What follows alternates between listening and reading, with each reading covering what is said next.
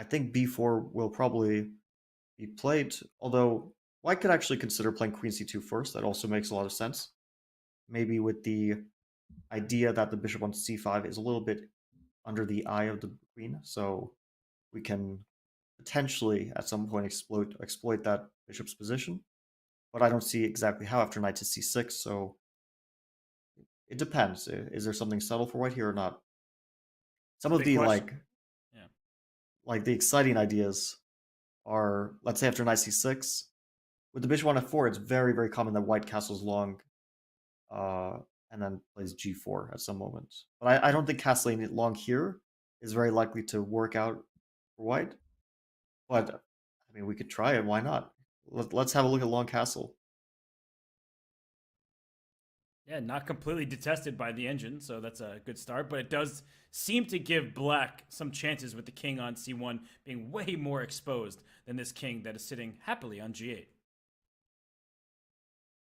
Yeah, that bar is getting more and more upset at me. I think it's going from not completely detested to starting to get pretty detested with you having castled long and facing potentially a queenside pawn storm.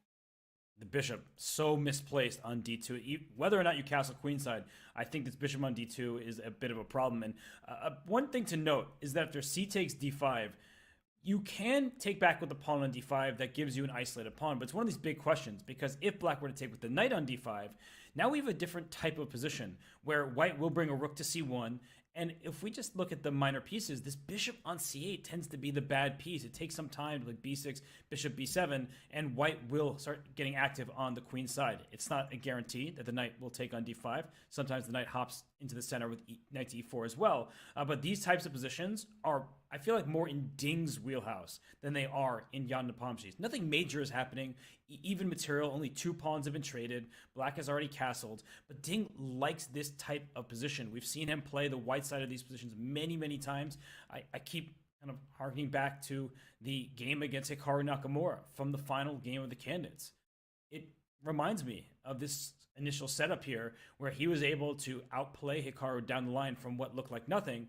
But then on the flip side, if he makes the move b4, it reminds me more of his game against Rajabov, which did not go very well for him. Yeah, this One of is oh, sorry, Tanya. I was going to say, Fabi, that one of the main ideas for black in these positions to try to create play, uh, because white hasn't finished development, and because black, well, at least temporarily feels like could be ready for this, and something that I would be worried with the white pieces is a move like d4, trying to get rid of the isolated queen's pawn, also just opening up the center. It's definitely a move that many of us would consider in this position with black. So if white was to push b4, one of the main moves that definitely Ding is considering. Also, I want to add that, Ding decides to switch up the move order with a3, knight f3. Jan Nepomniachtchi plays the most logical moves after that, falls back with the bishop, strikes in the center. And we see Ding is the one who's taking a little more time than Yan. It's something that does stand out to me. It might matter. It might just be Ding trying to remember all the different variations, different ideas, just making up his mind on the approach that he wants and how he wants to go forward. But it strikes as something that we should keep in mind. Now, coming to the point I was making, a move like b4 hits the bishop. It's a move that gains more space for white on queen side, and at least it looks exciting and a move that we should consider. And Fabi, I'm pretty sure you're going to refute it or at least tell us why it's not a good idea. But I want to take a look at d4. I want to take a look at what happens in the most direct line, b4, if Jan Nepomniachtchi decides to strike in the center with a move like d4. This is a very typical idea in a lot of Queen's Gambit lines with the bishop on f4. Very often, there are a lot of lines where black usually has the knight on c6 first, and then at some point plays d4, and we see a trade on that square. So here it's connected to a pawn sacrifice, which also gives the bishop pair, and maybe you get that pawn back, but still you'll have to deal with the bishop pair in an endgame potentially. So b takes c5, and also I'm not sure if e takes d4 is a good outcome for black. I mean here dc3, bishop c3, I guess somewhere knight e4 comes, and maybe queen d1, rook d1, knight e4, and maybe you get the pawn back. So let's say you take on d4 instead, trade everything on d4, and let's make a move like queen to c2. And I want to play bishop to e3. and bishop to e2, short castle, and the bishop pair is a very important factor. I'm not sure if queen c2 is the most accurate, maybe bishop e2 to start with, but usually you want to achieve this break with the knight on c6. So if instead of b4 we make, let's say, a move like bishop to e2, just to illustrate your point, a knight to c6, castle, or maybe even d4 there. Now, like something like d4 would definitely be a big consideration, but it's also not really necessary for black.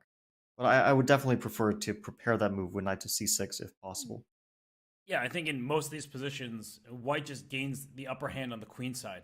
This bishop on c8, I know it's not easy for people to register this in the current position, but it's a much worse piece than the white counterpart, even though in the live board, the bishop is on a starting square. The bishop has a harder time getting out, and in a position like this, white does have control, can push forward on the queen side unopposed, and just gain important space. Because even if black says, I'm going to get the bishop here, you see the bar is very heavily in white's favor. Some natural moves, bring a rook to d1. At some point, you can even push this pawn forward to c5, bring your knight into e5. White is going forward, and black has not really developed off its initial rank. So yeah, I'm looking at this position. d4 is an idea you'd really want to play, especially if there is an isolated pawn at some point. People don't like playing with the isolated pawn. Many players prefer to play against it, but after c takes d5, I think Jan would be encouraged strongly to take back with the pawn. I do not believe in the line I was looking at earlier with knight takes e5. I think white can even play the move bishop d3, just develop. And there are no tactics related to the bishop being loose on d3, because if you take on c3, the bishop takes back and the queen protects this bishop. And look out for your king on g8. There could be some difficulties there with queen c2 next on the agenda. Yeah, I was going to say that one of the downsides of removing this knight from f6, I think there's two downsides. One is that the knight on c3, white is actually happy to get rid of it because it opens up a square on c3 for the bishop. So for example, after, yeah, any time there's a trade on d5, suddenly white has options of bishop c3 to get that bishop active. The other thing is that, yeah, I'm really looking at that pawn on h7. Something like queen c2, you kind of voluntarily weakened the h7 pawn, and after bishop d3 ideas, you'll have to take a tempo, probably with h6 or maybe knight f6 back, but then you just lost time to deal with the threat to that pawn. So yeah, knight takes d5. I think in chess, generally speaking, dynamics are more important than some sort of um, structural, uh, let's say, biases that we have. Like you shouldn't isolate your pawn, you shouldn't create more pawn islands. Usually, the dynamic factors are far more important to the position. So, isolated pawn positions, you might think I'm damaging the pawn structure, but very often they lead to piece activity, which is far more important. And in this particular case, the bishop on c8 is opened up, and black also gains space by having a pawn which is a bit more advanced. So it gains space. For example, the e4 square becomes a potential point for black to kind of jump the knight into, knight to e4 ideas, um, and so on. So definitely, for any like aspiring chess players who are interested in improving their understanding of the game, isolated pawn positions, especially isolated d5 or d4 pawn positions, are crucial to study. They're like one of the basic types of positions we talk about structural positions, right? These can arise from any sort of opening, not only the Nimzo, the Queen's Gambit, the Queen's Gambit accepted, Queen's Gambit declined, all sorts of openings. So studying these types of positions is really, really important for your chess understanding.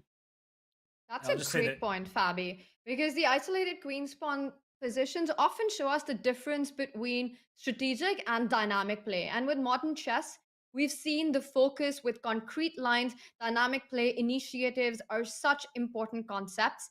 And definitely something that needs to be kept in mind in closed positions where the center is fixed, where the play is slow. You can start thinking about strategic positional concepts like maneuvers, like weaknesses, like pawn formations. But when the position is so open and you think about how to create and build an attack, the isolated queen's pawn is definitely a position that everyone should get some experience in playing. You learn about your pawn weaknesses, but also how to counter it in a dynamic, non-defensive way, not just about defending that d5 pawn, but looking at an attack on the king side, looking at a timely d4 break to not just dissolve your own pawn structure, not to just dissolve your problems, but actually to open up the center further. So that's some great advice there by Fabi. And once again, Robert, I want to ask you, is it surprising how much time Ding is taking at this point after all the natural moves that Yan has played? No, I mean, I don't think in the heat of this moment, in considering what is at stake, right? He himself referenced the game between Anand and Topalov. He does not want to lose with the white pieces in this final game. So he is choosing a direction at this point. He could take on d5. He knows that. He's not going to be in any trouble. The best that happens for black is usually, okay, you make your way towards equality and you call it a day. He could also just develop his bishop to e2. He could bring his rook to c1. There are several options here, but the good news for him is at least the contours of this position, the early stage here, shows that it won't be as dynamic, as combative. And now that I say that, it probably will be the craziest game of the entire match. But in all seriousness, I'm looking at this position, and it's very much in Ding's style. He can maybe get a slight advantage and try to press it, or Jan equalizes, and he doesn't take on d5. He plays this move, queen to c2. I don't think he's going to castle queenside, like we were mentioning and kind of joking about earlier, but it does leave flexibility in White's position. And if Black takes on c4, great. I develop my bishop in one turn. White has no problems here, so I'm not surprised Ding is thinking he wants to try to make the most of his chances, get an advantage of some sort. You know, this is reminding me of another opening, very, very much so. Oh, we see the immediate dc4. That's interesting. So why didn't he play knight c6 first? I suppose, I mean, obviously Jan is prepared for this position, so it's interesting because very often after knight c6, White does not want to move the bishop, and then after dc4, move the bishop again, thereby losing a tempo. So after knight c6, very often in similar positions, White makes some kind of minor, like semi-useful waiting move, like h3 or something, and then saying, you know, take on c4, and now I didn't waste a tempo, and I got my extra h3 move. And there's like very similar line that I played once from another opening. I played once against Wesley So, which looks so much like this one. But Jan, instead, he just takes immediately. And does that mean he doesn't want to put the knight on c6? That could be the case. After bishop takes c4, can we explore some other developments, modes of development besides knight to c6? Because if you could play b6, bishop b7, that would be pretty favorable for black to get the bishop on that diagonal immediately. The question is, bishop takes c4, b6, does white have knight to e4? That's a And tricky actually, move, to me, Fabi. it looks like white does have knight to e4 here. And I'm starting to get worried that you have to give up the bishop on c5, but you really don't want to do that. Just to If you show play- what your point is, Fabi, that after knight takes, queen takes, this rook has a big problem in the corner. Yeah, here the funny thing is that maybe bishop to a6, black is still not dead lost. I mean, obviously you never go for this, but if queen takes a, bishop c4, the fact that white can't castle is a little bit annoying, but probably the material is still by far the most important factor. And so, okay, bishop c4 quickly played. So b6 is unlikely. He's going to come back and blitz out his move. And maybe he just starts with the move knight to d7 if he doesn't want to take it out on c6. Because if he wanted to develop the knight to c6, he very well could have done it on the previous move, waited for Ding Liren to perhaps waste one more tempo with the bishop rather than allowing it to develop in just one move. Knight d7. And then by the time Ding is able to castle, centralize his rook, it might give black enough time to get the setup that you've been talking about, b6. And now with the black rook having an additional square, you can play bishop b7. And we've got Jan's decision. He does develop the knight to a different square. He does go for knight d7. Yeah, Ding has not won this opening battle. And I think, considering that we are very likely to go into a rapid playoff tomorrow, I think we should have a discussion about Ding's openings, because the way I see it with the white pieces, he is completely dry at this point. He has run out of opening ideas. And it's maybe in classical, you know, a draw is okay, but in rapid, you really want to be able to put some pressure with the white pieces, because the likelihood of a decisive result in rapid becomes higher. So the chance that you lose with black becomes higher. The chance that you may need to come back with the white pieces is that's quite an important factor in these rapid matches. So he'll need some ideas with the white pieces, things like this where Jan just knows the position better than him, plays faster, more familiar with the position, very likely to equalize without any problems.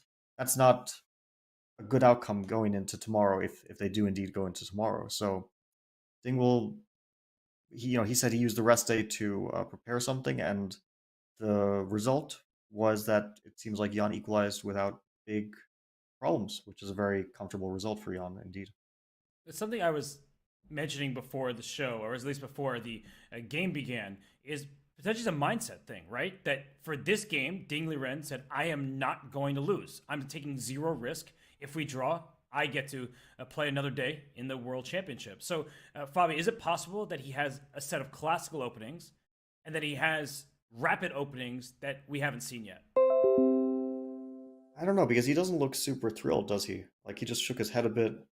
I don't think um his game plan was to put no pressure on. And also, I feel like it was a fighting choice, because if Black had played b6 instead of c5, if we go back to that moment, to me, these are like super fighting positions.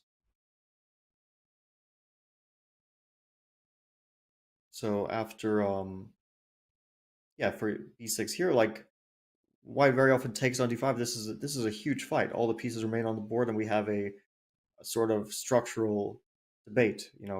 Is can white use the c file and the e5 square, or can black arrange c5, c4, get a sort of queenside majority running with b5, and so on? This is like the standard debate in the structure. And to me, it's a big fight. Of course, he had some idea here. I don't think he would be taking huge risk because he would know the position well. But I didn't see this as like a sort of safety first approach. I actually thought he was really trying to get a fight in this game. And with that in mind, it looks like the result of the opening is a bit of a disappointment for him, because it's going to be very hard for him to get a fight from the current position. And well, let's just see how maybe there is a way for him to put pressure on this position. Let's see if there's some sort of possibility there. So, for example, short castle. Let's just play a natural, standard, generic moves: b6, knight to e4. I think maybe bishop to b7 now. Black probably doesn't mind giving up the bishop pair in this instance, because after knight c5, bishop coming to e4, very, very active pieces. And most likely black is equalizing here. Bishop to c3, it's still, I think you're kind of inviting bishop takes f3. I think you're happy for that outcome.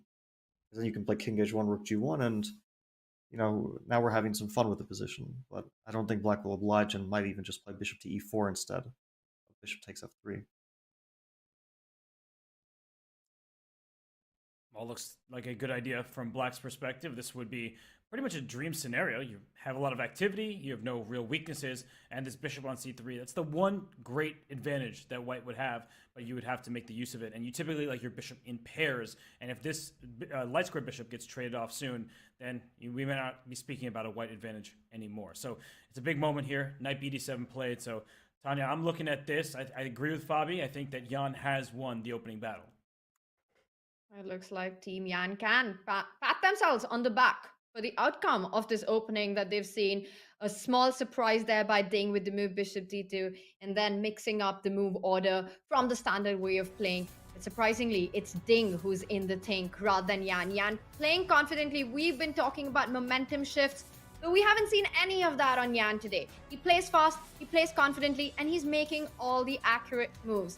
Ding currently taking his time to figure out how does he create his chances with white in this final game? And we will be back after a break with Ding's decision.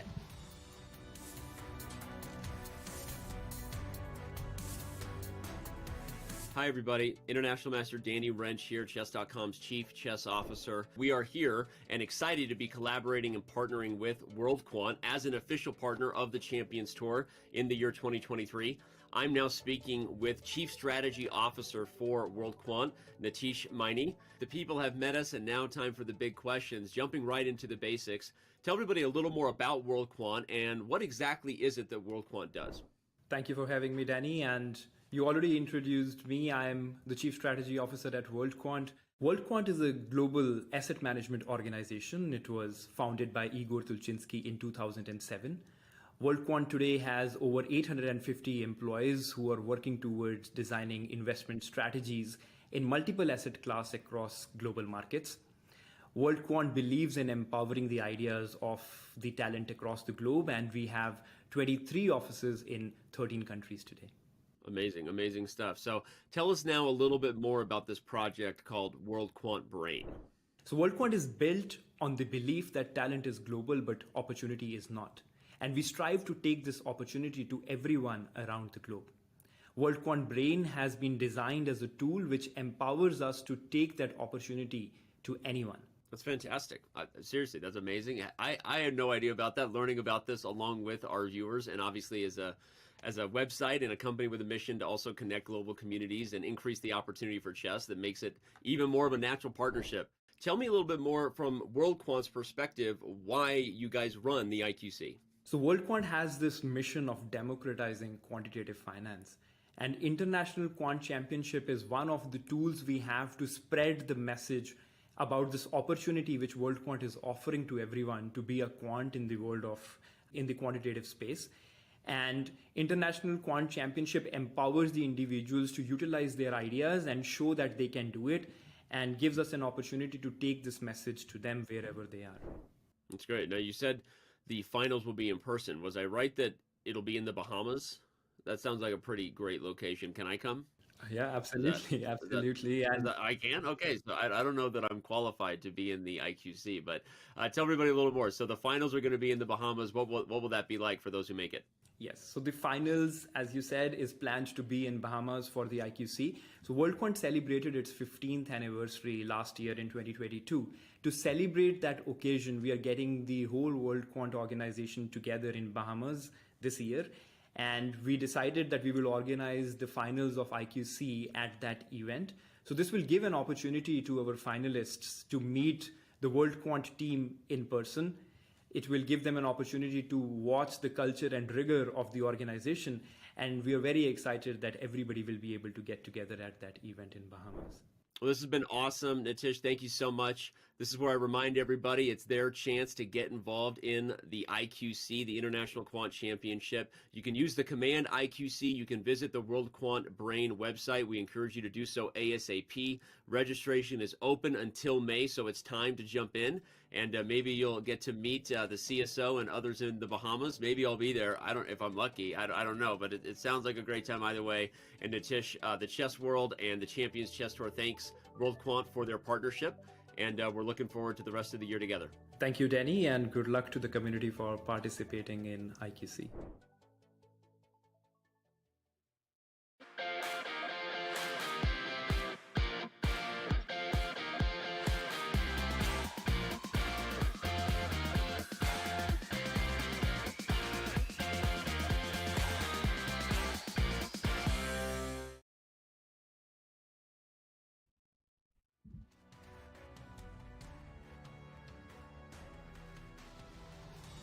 World Quant is an official partner of the Chess.com broadcast of the FIDE World Championship. They are a global firm that builds complex mathematical models to identify market inefficiencies. Now, World Quant Brain is bringing together its International Quant Championship and the chess community to hunt down the next generation of quant finance specialists. Because nobody knows how to analyze a position better than a chess player, right? If you think you have what it takes, register for the International Quant Championship. Head to go.chess.com/IQC or use the command IQC in chat for all the details. And we've got Ding Liren, who is giving us the details in this position. A new opening idea by Ding, but he is currently behind on the clock by about 20 minutes. Yan, with a 20-minute lead on move number 11 of this final game that we're seeing. The last move that Ding chose is rook to d1. So he still postpones castling. He decides to continue with development, putting pressure on that d file. And we're seeing some decisions being taken. The ideas of trying to trade off that knight on e4. You want that white bishop to land on c3. That is the dream square for that dark squared bishop for Ding. Knight e4 is the move that comes to mind to open up this d file. And that bishop retreat by Fabi.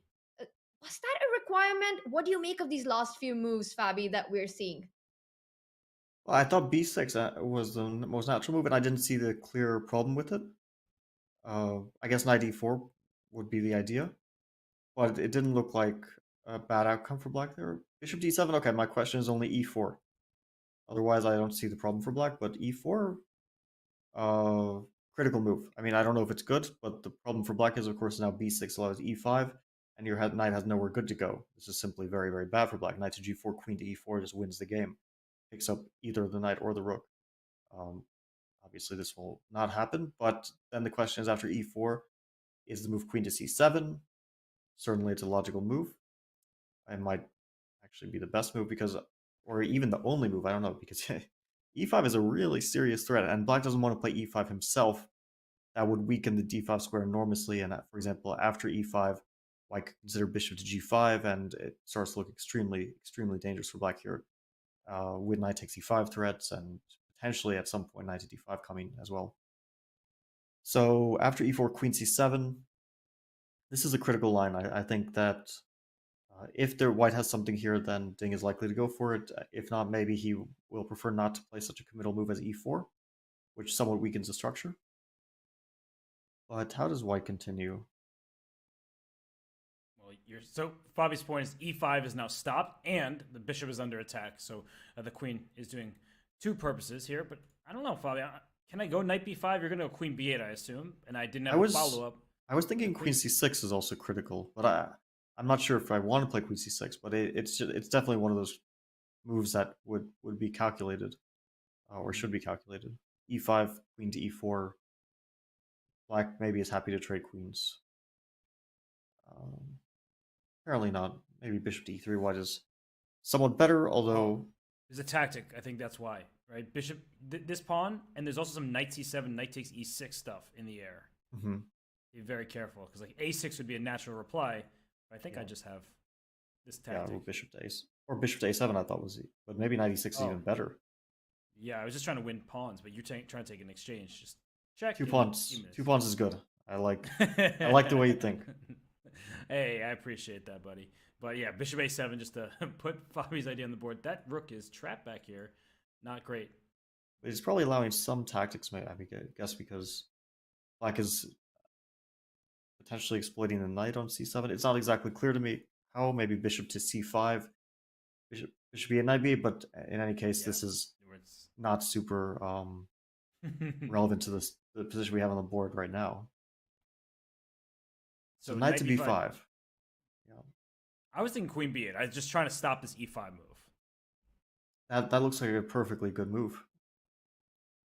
And black will kick the knight away. Next move with a6. So you got to keep attacking something. You have to keep threatening. Question is, how do you keep threatening? You can move the bishop to threaten knight c7. I mean yeah, maybe bishop a2. I don't really know, because this queen looks very awkward, and I'm trying to go for this pawn, but maybe just e5 again. Yeah, I was thinking a6 after bishop a2 is critical. Knight c7, rook a7. But this is not the end of the story, because there's bishop to f4. There's all sorts of tactical shots, including involving the move that you mentioned before, knight takes e6 at some opportune moment. This so terrible. This is a very critical way for white to play. I feel like Ding is already on the verge of moving. It looks like he's poised. Well, e4 is very natural, if think from Ding's perspective. Tanya, I mean, we were talking about this before, that Ding has the option to play it safe, try to make a draw. E4, you're a d4 player. If you can get this kind of open position to play e4, it seems like what you want to do most of the time. I would completely agree with you. And that's why I was slightly surprised to see Jan's last move. Of course, it's prophylactic of the idea of the knight jumping to the center, hitting that bishop, hitting that knight, but bishop to e7 instead of the idea of b6 and bishop b7 was something that took me by surprise. E4 is definitely a point of worry, but Ding chooses another approach, a completely different one, another direct move, and it has been stamped with a question mark. Knight g5 on the board. We also see the eval bar slightly dip towards black. Now, Ding's idea is clear, right? You want to put that c3 knight to e4. You want to take away the defense of that h7 pawn and also open up the c3 square for your own bishop. That's clear enough, but the question mark, that's not clear to me. take it away and tell us why is this an inaccuracy? I just don't understand it. Like if this knight were suddenly moved from f6, there could be a checkmate. But this position has made it worse for white. There was an advantage after the move e4, knight g5. Let's say black plays h6. You're not going to sacrifice your knight on e6 now. That's not going to work out. So you're most likely going to backtrack. No. Robert, h4. He wants h4. Wow. He I wants. won't accept any knight Oh e4. my gosh. You think he's going all in like this? He's not going to be able to castle. If you play knight g5, you want to play h4. I don't know if it's good, but there's no way that you play knight e5 with the idea of playing knight gd4 and trading off pieces. I mean, So then you could just play castle or something. He wants to play h4. He wants to follow it up at some point with some knight move, bishop c3, and sacrifices. And Ding has seen in his mind the picture of him sacrificing pieces and becoming world champion with a checkmate. Whether that's going to happen remains to be seen, but that's definitely what he's saying with knight g5. And I just want to show that Bobby's point is after hg5, thank you very much for opening up this h file. If you move your knight, I checkmate you in 1 on the h7 square, just to put that on the board for everybody to see. That is checkmate. Unstoppable if you move that knight away. So the knight would have to remain, but now you haven't even won material and you've opened up your own king. So they say to castle as quickly possible. Sometimes it's better to leave your rook on h1 if the file opens up. So, wow, Tanya, h4, that is Ding's idea.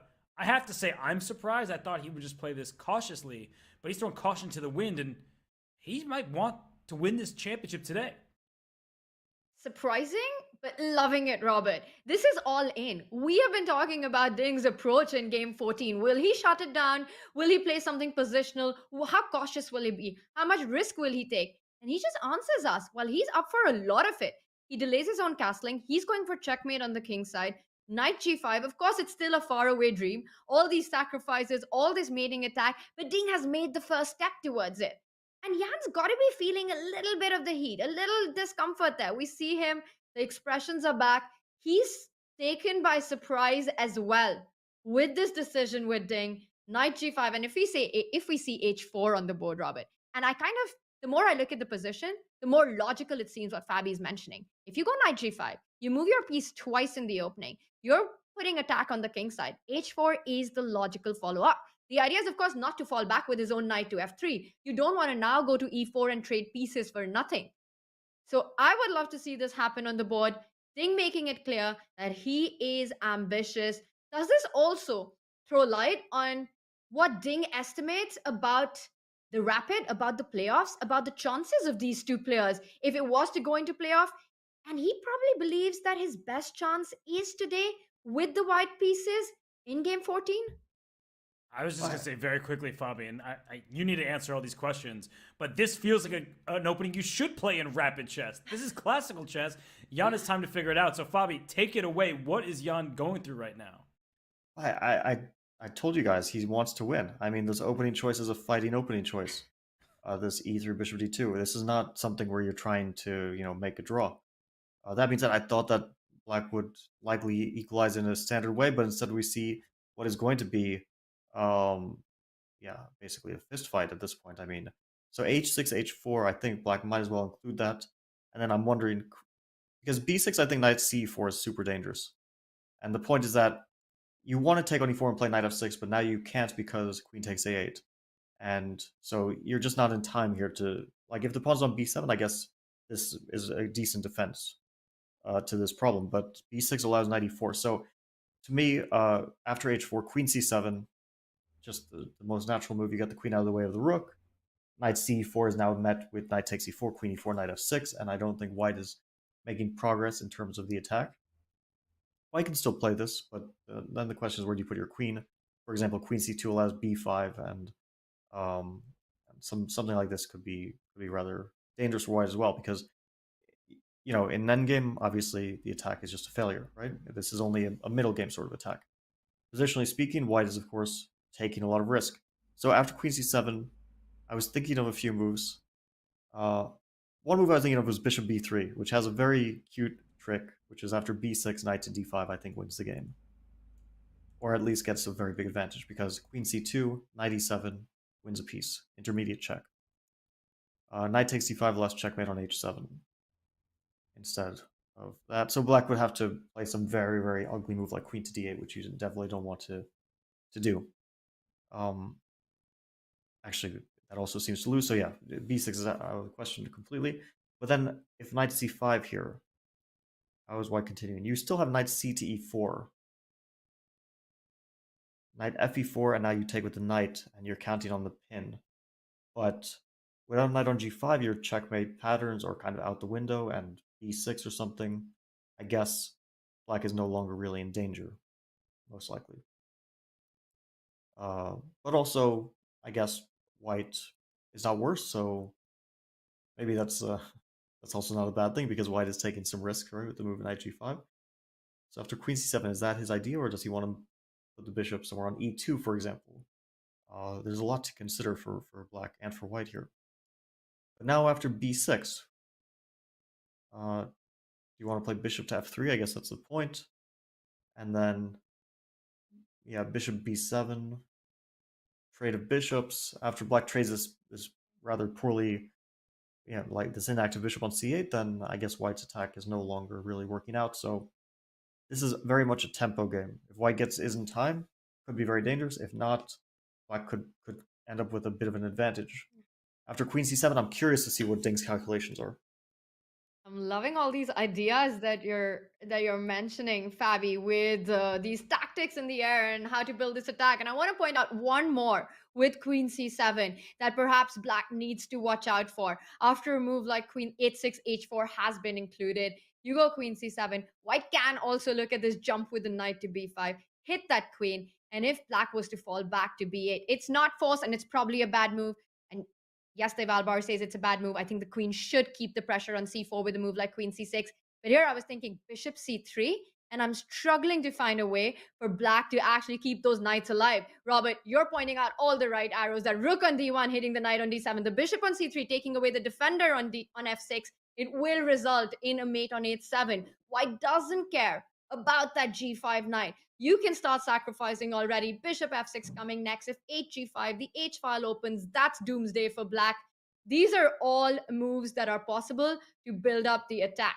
And wow, Jan Nepomniachtchi is taking his time for the first time out of the opening. This is his first big thing that we're seeing in game 14. He's trying to navigate what is the right way to defend. And one thing more, h6, h4, super tempting. But also, for some of us, it might look like, why not just block this diagonal? Why not just move the other pawn? G6 comes to mind. You've got your queen on c2. I'm going to shut you down with black with a move like g6. But that also is an idea that invites white to in fact go for h4, h5. It's not a fight against the attack. g6 would mean h4. The one thing that white has to time well and not get tempted to, and I just want to make this point, Robert, is that if black went for a move like g6, you perhaps don't want to rush with a sacrifice on e6. You might be tempted to pick up 2 pawns, pick up the rook for 2 pieces, but let's just show this. Bishop e6, knight e6, you hit the queen, you hit the rook. It's a 4. But black can sidestep, move that queen to a nice square. Perhaps b6 comes to mind, a natural looking move. I don't see another good option. Knight f8, knight f8. The bishop is coming to f5. Black's got the double bishop in this position. He's got 2 minor pieces, piece activity, and this will be enough compensation for Jan Nepomniachtchi. So white's idea with these attacks is not to get super tempted with that sack on e6. He's looking at this h4 advance. Big question to Jan. How does he counter it? Will he feel safe after playing h6? I don't know if he'll feel safe. I mean, it's a world championship match and your opponent's trying to checkmate you. Would any of us feel safe?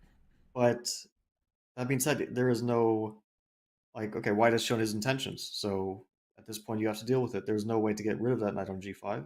You just have to live with it there. It's a very annoying piece, but it's staying on g5 for a while. And black has a simple task, which is to try to activate the bishop on c8. And to, generally speaking, avoid checkmate, but I think that's just like a general chess kind of principle, not only in this position. And h6 on the board. Ding, will he play h4 quickly? Will he take a little bit of time to consider some sort of knight takes c6, which I'm sure doesn't work, or knight takes f7, which...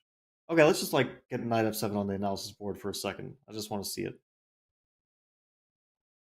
King f7, bishop e6. Let's go. Oh my goodness. King e6 and Wow. queen King b3. B3? The king goes to f5. Is it just a draw? King f5, queen c2, king e6. I mean, it could be a draw. This is like kind of typical sort of drawing pattern, I guess, in some lines. I once had this. I think it's called like a magnet sacrifice, where you take like you're kind of bringing the king in to center as if on a magnet. And against Emanuel Berg in 2008 in the Olympiad, in Dresden Olympiad, I had a chance to play this knight f7 um, uh, sacrifice, followed by taking on e6, and the king was lured into center. Double p sacrifice actually, in that case, was winning the game. So sometimes these things work out. Here it seems like it would only lead to a draw. But wait, knight f7 in that case is like a viable move if white wants to draw, right?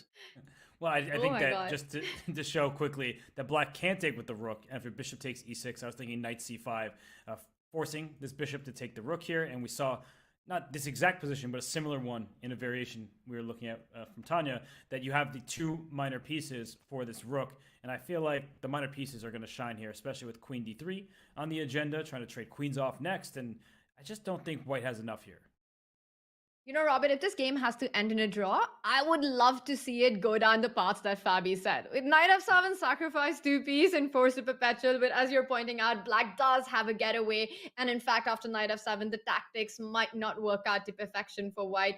So it all comes down to, again, the question of whether Ding will play the move h4. He has slowed down. The bigger question, the bigger picture, how much risk is Ding willing to take today?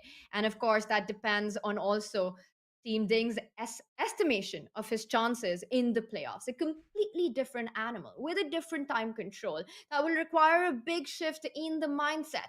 And these are the head-to-heads of Jan Nepomniachtchi and Ding Liren in their battles of speed chess. And we see Ding has a mammoth rating of 2829 in Rapid. Now, Rapid and Blitz rating are quite volatile.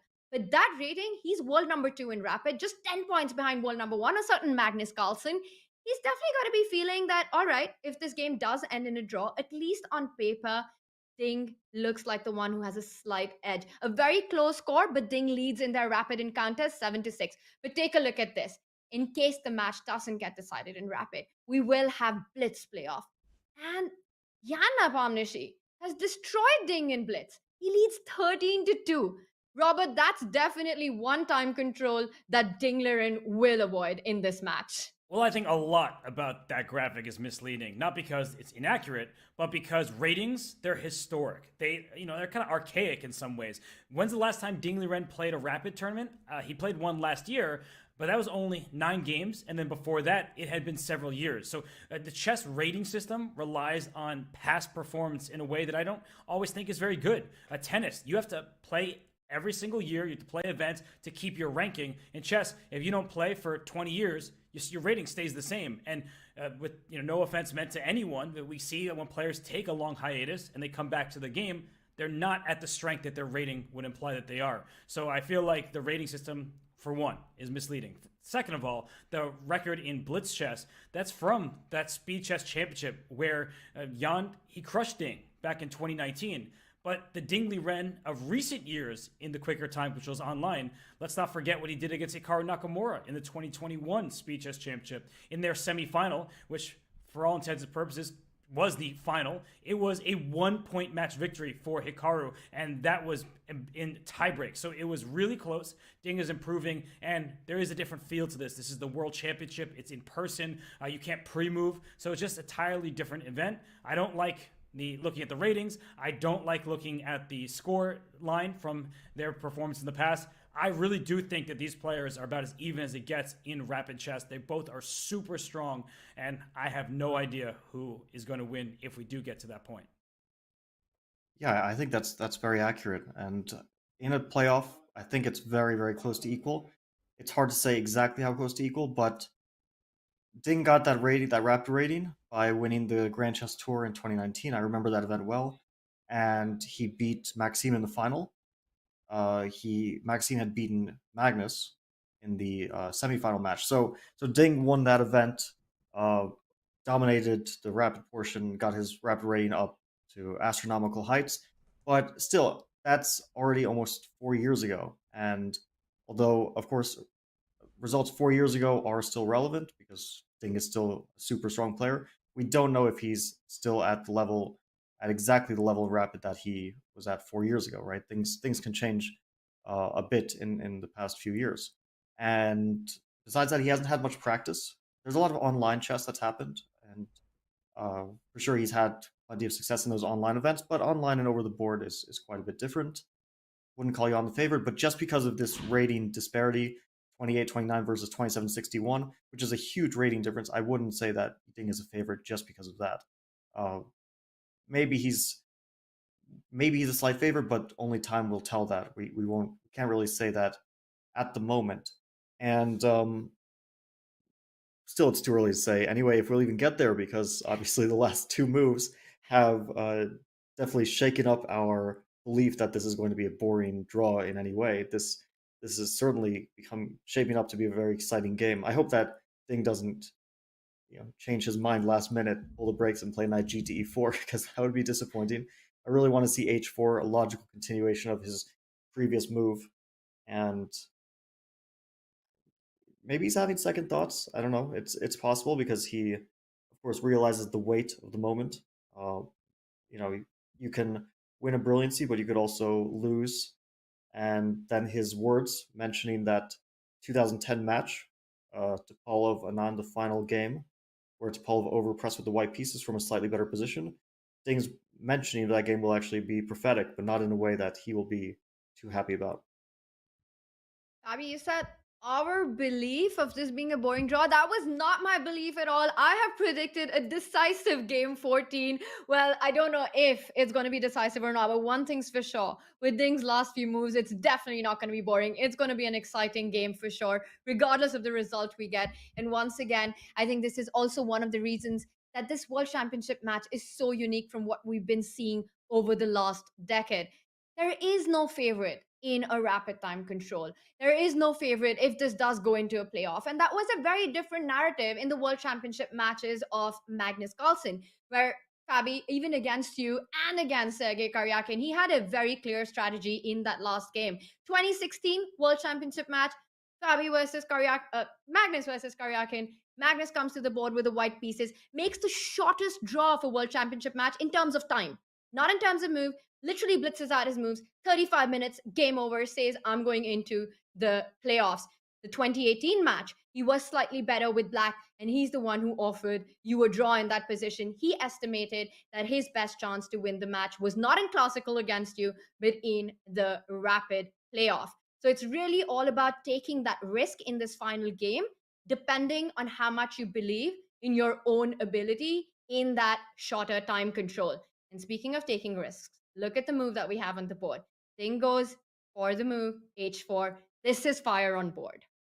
Yeah, Magnus, as you mentioned, he tends to come to the game with a clear strategy, and I'm not sure if Ding has a clear strategy. In general, whatever your strategy is, it's best to stick to it, whether it's to go all out for a win, whether it's to play solidly. You don't want to be confusing yourself in terms of what you want during the game, and we'll see. I mean, he's really going for it here. We see that objectively speaking, Black is doing all right, but that doesn't mean that it's going to be easy. And we might see another wild game with valuation swings up and down.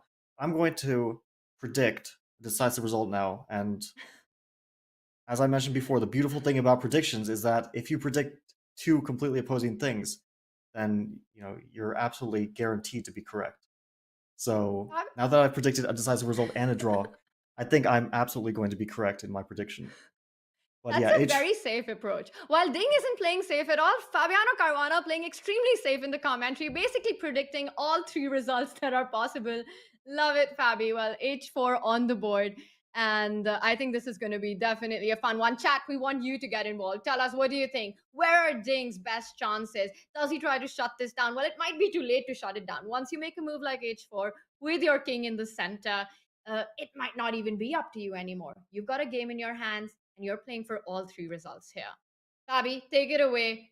Queen c7 is the option that we were looking at. How big a deal is the attack that we're seeing by white? And is there a direct threat that white has after h4? Yeah, I think that uh,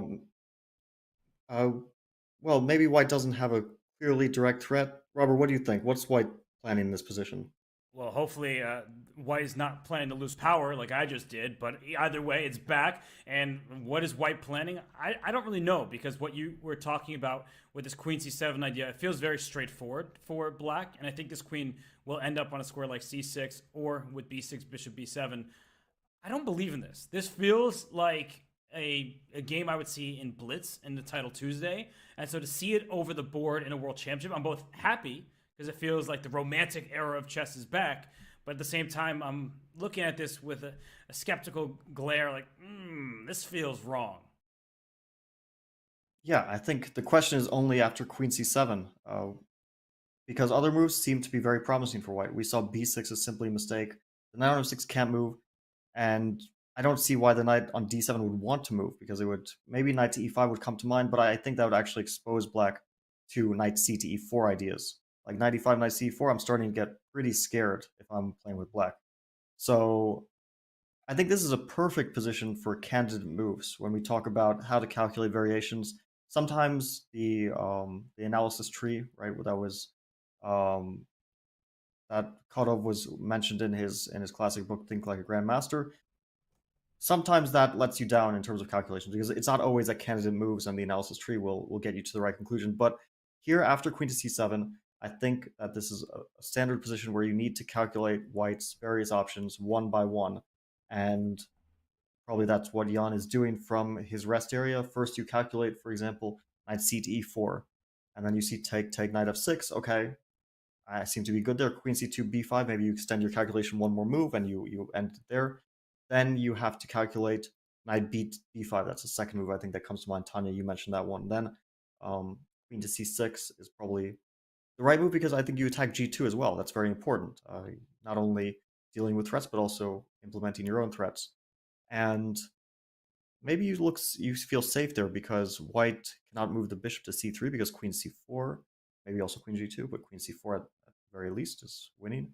And other moves, knight d4 allows queen takes g2. So the thing is, if white delays his play by one move, defending g2 after queen c6, if he takes even a single moment to deal with that threat, for example with f3, then after knight to e5, I think we're going to be looking at a trade of queens, or maybe white doesn't even get that, but a trade of pieces that will not be favorable for white. So white cannot hesitate here. And once you're done calculating knight b5, then you move on to the various bishop moves. But they're not looking super threatening to my eye. Only bishop b3 seems to contain a threat, because other moves you can't move your knight after because the queen on c2 would be hanging. So only bishop b3 threatens knight to d5. And so you only have to deal with this move, and at that point you are, I think, confident that queen c7 is a fine option for black. Can I just say that was an amazing breakdown of the thought process while you're defending a position, Fabi? That was super cool. Very instructive stuff. Yeah, I agree. And I think that to Fabi's point, that Queen C7, you see the immediate responses, you're not too concerned. And then once you see that Knight D5 is a threat, you realize that your queen needs to be defended, because Knight D5 is so powerful. Just to show again a line that Fabi brought up earlier, is B6 loses to Knight D5. This knight cannot take. It would protect the queen, but it would give up checkmate. And if you don't take this knight, and say you take the queen on C2, knight takes e7 is check. So you throw that in, a nice intermezzo, and then recapture. So b6 out of the question, but putting your queen on a defended square, that is the theme. And putting on c6 is perfect because you attack this pawn on g2 as well. You protect e6, so you stop any sacrifices on that square. And then black's knight will likely come out to a square like c5. And if white doesn't keep an eye on it, this knight on g5 can be captured at some point. Just because I haven't been doing it doesn't mean that it's impossible forever. So this position, it's already, let's say I play rook h2, just to emphasize the point. I play knight c5. You don't want to give me your bishop, so you go to a2. There is a time where I can take it, and that time might be now, because I can bring this knight into e4. And you see the evaluation bar, it was even better for black before I went down this line, but it still is saying that black is in this, and it's not clear how white takes advantage of it. Maybe it's bishop b1 to try to get to the h7 square, but black is still hanging in. Maybe b4 is quite interesting here. But I think instead of taking on g5, the problem for white is you always have to calculate hg5, but also simply rook to d8, for example. I want to play knight to d3 with check. And yeah, also the king may be escaping in case, it's ever chased with queen h7 check or anything. The king maybe has an escape square, but I think the most important factor here is knight to d3 check is just not only shutting out white's queen from the attack, but also will gain a tempo on the king, will attack f2, and will definitely enable h takes g5 ideas if white allows knight d3. So something went wrong here. And I'm wondering, in general, if maybe Ding was a bit too optimistic with this whole h4, because after queen c7, I'm not seeing the way forward. And unless maybe Ding sees something that we don't, but if not, then I think Jan has a perfectly good position. And it's double-edged. I mean, this knight g5 h4, it's not just an attacking thing, it's also weakening. Very weakening. And if you're, forced to, at some point, move the knight back from g5 to e4, f3, then basically you just wasted time, played h4, which contributes nothing to your position, just weakens the g4 square. You didn't gain anything out of it, and black will be at least a tiny bit better. So I hope, for Ding's sake, that he has something in mind after queen c7. And he plays it. It's on the board. All the points that you were making, Jan Nepomniachtchi makes the move queen c7. A tensed moment there where, of course, it was critical to play the right move. Critical moments in chess are often the ones that make the difference between half a point and sometimes a full point. With the attack coming in, it's important that Jan is precise, but the good thing is that queen c7 is also one of the moves that you consider first. It's a natural looking move. Jan finds it, doesn't spend too much time on the clock. He's still ahead on the clock. And now Ding Liren once again has to show the way of how he wants to proceed with the attack. Will he choose the bishop retreat to b3, creating this tactical trick of the knight jumping to the center? Could be game over in one move if Jan doesn't spot it, but 100% he will. Or will he go for the idea of knight b5, jumping in, attacking the queen, and forcing another important move by Jan, the queen, to c6? Stylistically, is this the kind of position that Jan feels at home with? Yeah, I mean, just before I was saying that this was the Ding type of position, but that was before he went knight g5 and h4. Suddenly, he's playing a Jan Nepomniachtchi style position where Jan is taking no risks. Jan has made every single move naturally. Right? He didn't do anything obscure. He's bringing his queen to c7. He'll see that his queen is loose here. Bring it up to c6, whether it's attacked or not. So I just really don't like what Ding is doing. I'm actually quite surprised that he's playing in this manner because he is unnecessarily just getting aggressive, trying to make miracles happen, and you can't will a victory into existence. You're playing Jan Nepomniachtchi. He is one of the best players in chess history, and so Jan is making straightforward moves. He can attack this bishop. The bishop retreats. He brings his queen up to c6 to stop that one tactical threat. And if white's best idea at some point is to retreat, this is really bad. Why is your pawn out on h4? Black's knight will come out to c5 at the right moment. b6, bishop b7 still available. I don't like this at all for Ding anymore. And Ding in a think on move 14 currently. A big decision has been made by Ding with that h-pawn, which just blows the position open, blows the game open for any result. Anything can happen. This is playing with fire. Ding is taking all the risks right now, and he is thinking at an important moment how he wants to develop this attack. Well, on the other side of this break, we will find out how much poison does this h-pawn push really have. We will be back after a short break.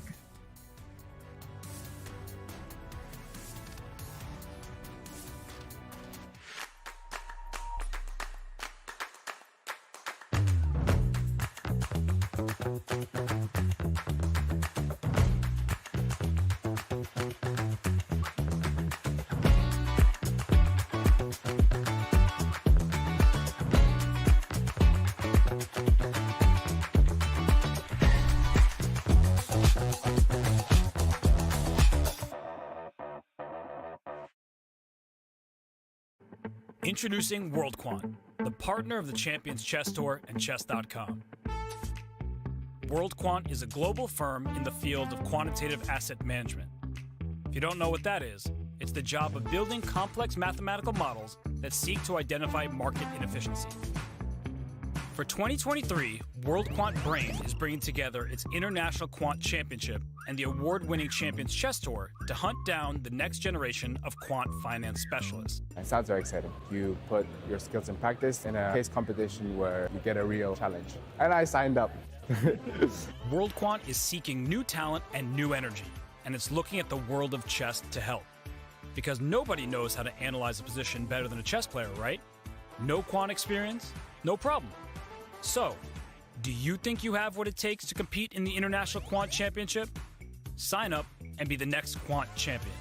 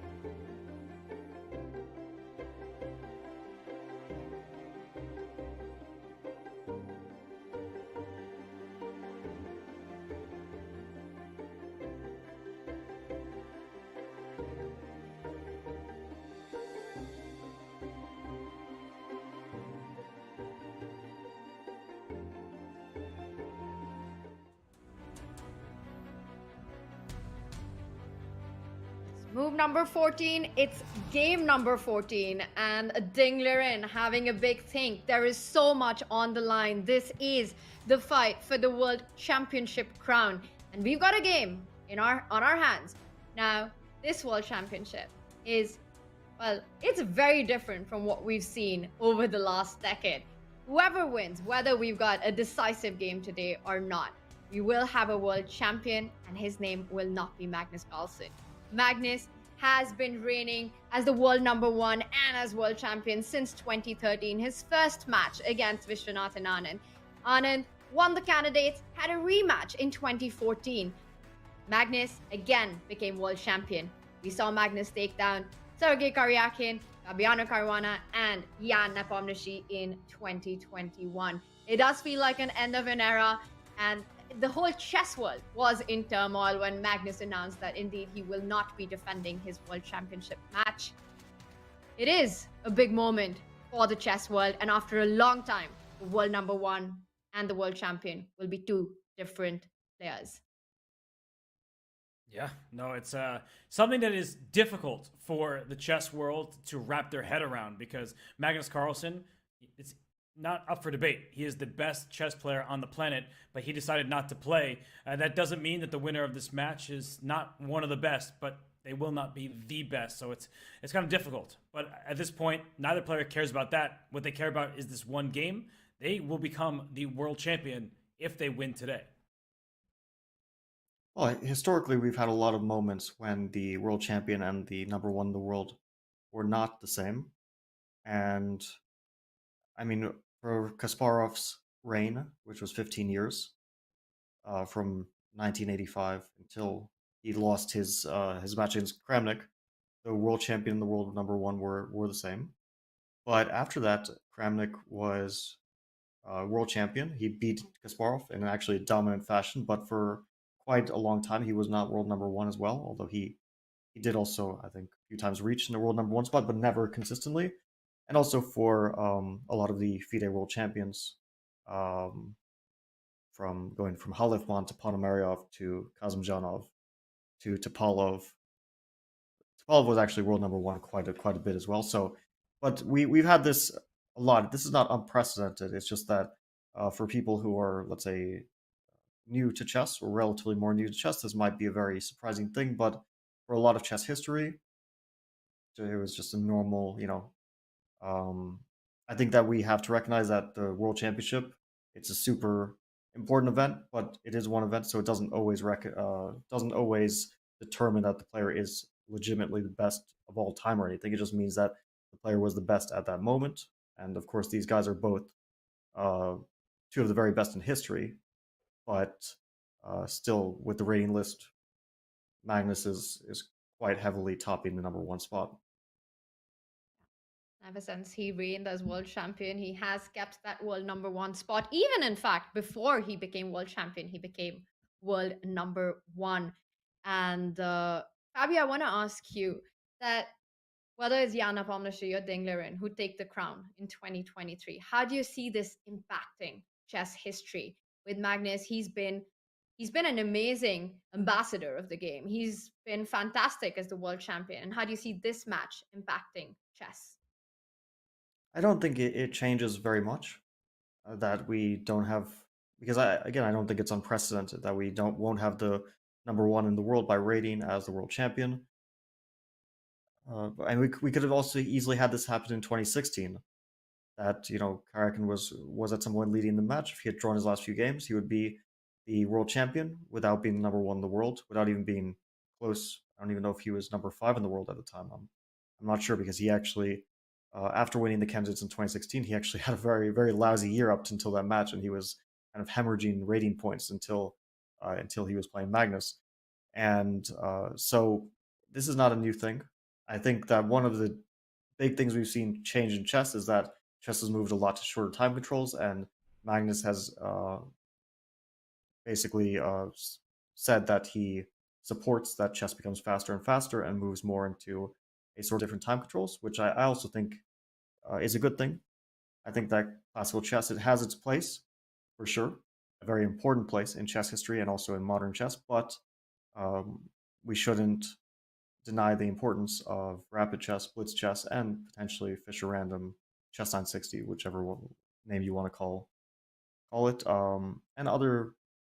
I mean, okay, I think those are the most important forms of chess, but we shouldn't deny that these are also a very important measure of a person's chess skill, not just classical chess.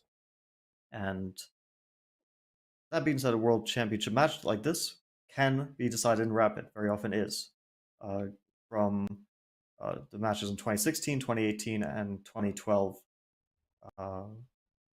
were all decided in rapid formats in the playoff.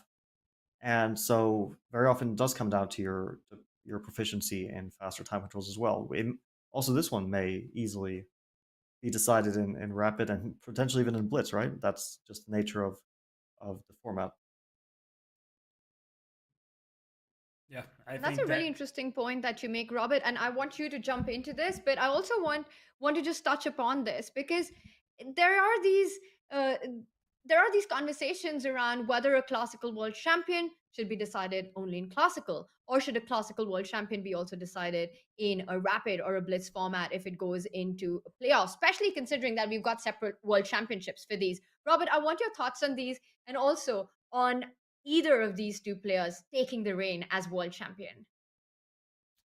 Oh wow! Now I'm really put on the spot. So, yeah, I don't really think that the World Championship match is representative of chess as a whole because if you think about it, Magnus Carlsen in 2016, 2018, and of course Fabiano's right here, so it's a little awkward. But with all respect meant, we're longtime friends.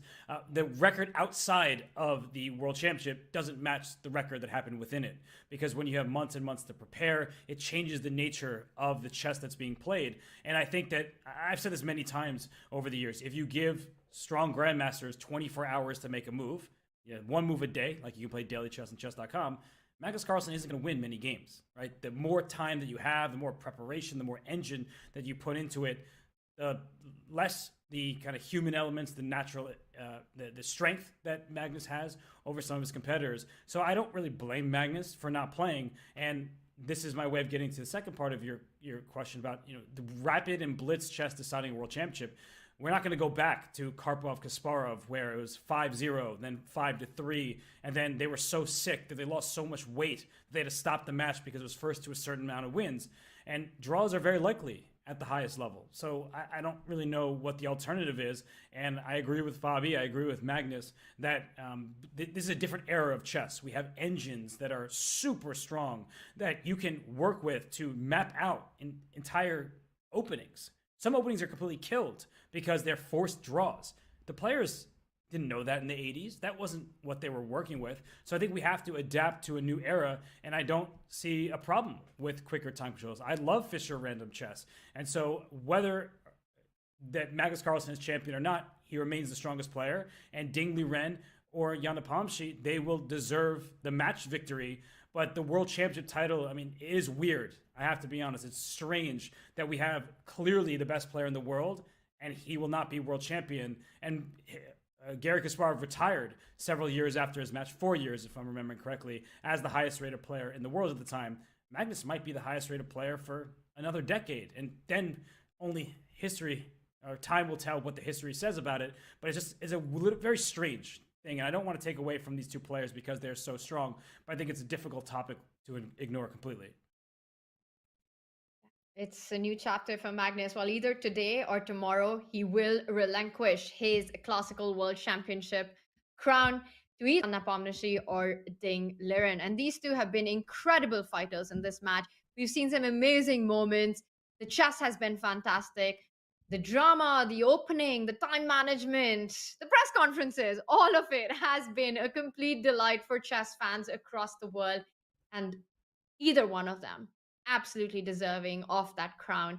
And well, right now, a big moment here. And Ding Liren, well, you mentioned about having 24 hours to make a move. He is taking a long time. He's taken 17 minutes, and every move we've been seeing Ding take his time. We've seen him slow down while he's the one who is going for the attack. And we also saw Yan prowling there in the tournament hall. You got a featured chat by Bigfoot saying, how nervous is it to see Yan like that, prowling like that for Ding? Must be scary. Or are you in your own zone? And I think that's a great question because having your opponent in the playing arena, you feel like, all right, you've gone all in, you made the move h4, you haven't yet castled, you have made your ambitions very clear, you're taking all the risk, but what's the follow-up? While your opponent comes on the board, makes a quick move, starts walking up and down, does that put psychological pressure on Ding?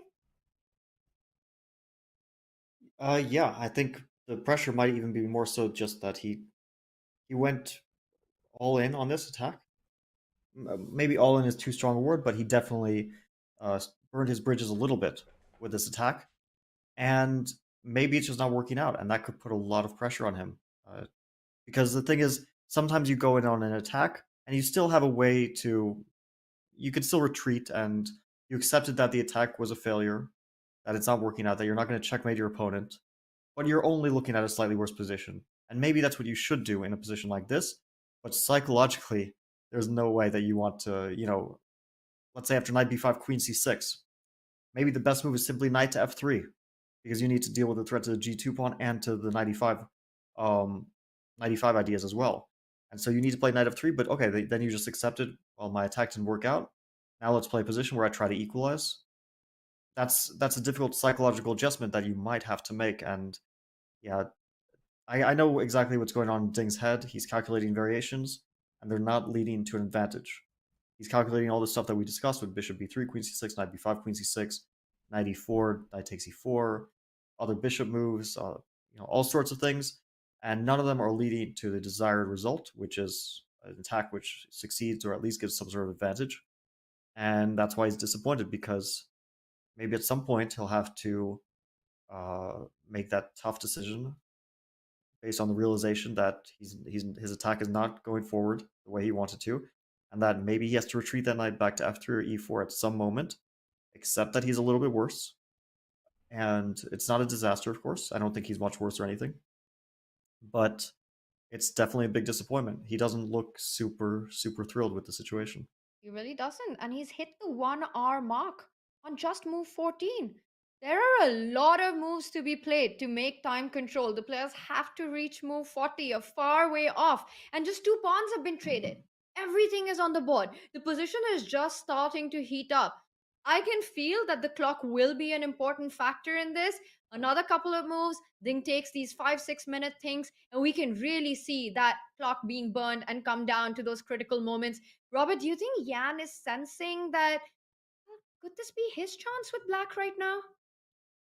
Absolutely. He's not risking anything in the position. If you just look at black's pieces, they're all on very good squares. We've highlighted how the bishop on c8 isn't the best piece. At some point, it would like to fianchetto and develop along this diagonal, but black has done nothing wrong. I think when bishop e7 was played, Ding got too ambitious. Sometimes we think playing for a win requires trying to go and deliver a checkmate. He could have played e4 in that position, and he would have had the upper hand, and Jan would have had to prove his path towards equality, which was not easy to find.